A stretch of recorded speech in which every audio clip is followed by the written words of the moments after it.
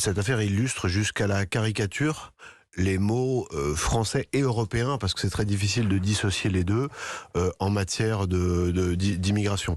Vous avez d'abord un bateau qui n'est pas du tout un navire en détresse, contrairement à ce que beaucoup ont dit, mais qui est un navire affrété par des associations immigrationnistes, financées beaucoup par l'extrême gauche et accessoirement par la mairie de Paris et un certain nombre d'autres villes françaises. Vous parlez de l'Ocean Viking. Je parle de l'Ocean Viking, qui va, avec d'autres bateaux, chercher les migrants à la source, si j'ose dire, c'est-à-dire à la limite et parfois même dans les eaux territoriales libyennes. C'est-à-dire que les passeurs et ces associations sont objectivement dans une collusion, dans une complicité, pourrait-on dire en droit pénal, et que le rôle de ces associations n'est pas de secourir les migrants, c'est de les faire rentrer en Europe, parce que sinon ils iraient vers les ports sûrs les plus proches, et les ports sûrs les plus proches, ce sont les ports sûrs tunisiens.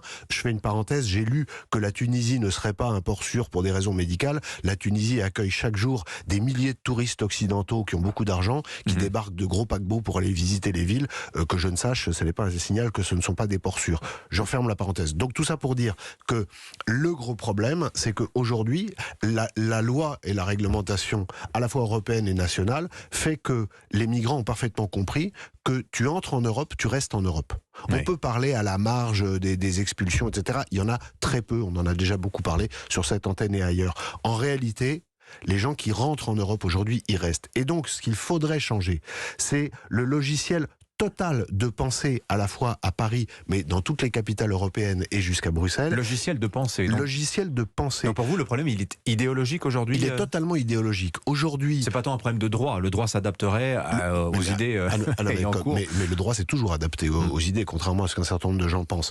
Et les peuples européens sont aujourd'hui agacés de voir les conséquences d'un flux migratoire qui n'est pas maîtrisé. Il y a des conséquences sociales, il y a des conséquences culturelles sur lesquelles il faut insister, car elles sont considérables et ont déjà commencé à avoir des effets et continueront à avoir des effets à long terme, et des conséquences sécuritaires. Aujourd'hui, la seule politique raisonnable, c'est très difficile à entendre, et les gens qui disent ce que je vais dire sont souvent critiqués, mais la seule politique viable, c'est de faire ce que font les Australiens, c'est-à-dire une politique qu'on appelle de pushback, c'est-à-dire que les navires européens sous l'égide de Frontex seraient organisés pour intercepter et évidemment donner de l'eau, de la nourriture, mais raccompagner au port de départ. Pushback, repousser. Pushback, ça veut dire repousser les migrants, et ne seraient accueillis en Europe que les gens qui iraient déposer dans un certain nombre de hotspots, de points précis, qui seraient organisés en accord avec certains pays, des demandes qui seraient faites hors d'Europe, qui seraient instruites en Europe, et ensuite on ne laisserait entrer en Europe que les gens qui seraient accueillis. Parce qu'aujourd'hui, les gens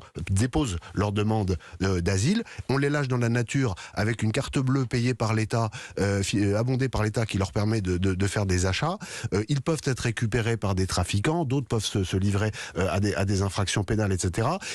Beaucoup ne viennent pas pour le mode de vie européen, mais pour échapper à la misère, et donc veulent continuer à vivre selon leur propre culture, qui est souvent contraire à la nôtre sur un certain nombre de points, ce qui crée des tensions, etc., etc. Il faut repenser tout ça, parce que sinon, nous allons avoir de plus en plus de drames, et tout ça risque de mal se terminer.